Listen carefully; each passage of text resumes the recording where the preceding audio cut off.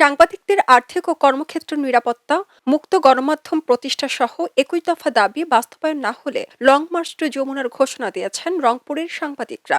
শনিবার দুপুরে রংপুর সাংবাদিক ইউনিয়নের আয়োজনে মানববন্ধন থেকে এ ঘোষণা দেন নেতৃবৃন্দ।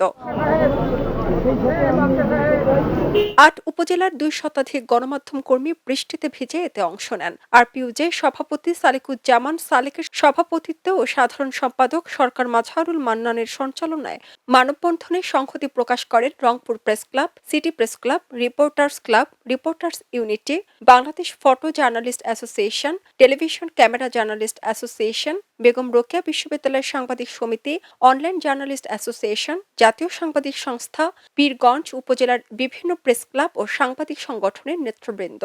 সংবাদপত্র মিডিয়ার মালিকরা তাদের ব্যবসা টিকিয়ে রাখার জন্য তারা এই সাংবাদিকদের ব্যবহার করছে এবং তারা সাংবাদিকদের ন্যায্য পাওনা দিচ্ছে না।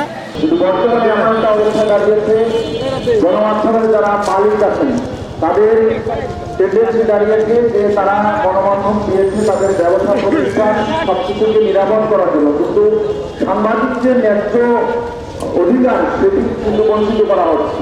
আগামী নির্বাচনের আগেই এই সংস্কার কমিশনের যে প্রস্তাব, সেই প্রস্তাবনা অনুযায়ী আমাদের দাবিগুলো আমরা নিশ্চিত করব। সাংবাদিকদের ন্যূনতম বেতন ৩৫,০০০ টাকা করতে হবে, সেই দাবি আদায়ের পক্ষে। শুধু তাই নয়, আমরা বাংলাদেশে সাগররুনি হত্যা সহ যত সাংবাদিক হত্যা হয়েছে সেই সাংবাদিক হত্যাকাণ্ডের বিচার চাই এবং যে সমস্ত সাংবাদিকের উপর নির্যাতন চালানো হয়েছে সেই নির্যাতনের বিচার চাই এবং যে সকল সাংবাদিকের বিরুদ্ধে মিথ্যা মামলা দায়ের করা হয়েছে সেই মামলা প্রত্যাহারের দাবি জানাচ্ছি।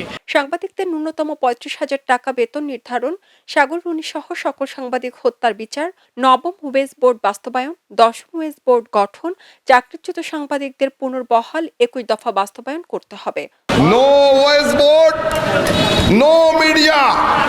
সাংবাদিক ভাই এবং বন্ধুদেরকে বলতে চাই, যারা ওয়েজ বোর্ড দেবে না, সে প্রিন্ট মিডিয়া হোক, ইলেকট্রনিক মিডিয়া হোক, আমরা কোনো সংবাদ পরিবেশন করব না।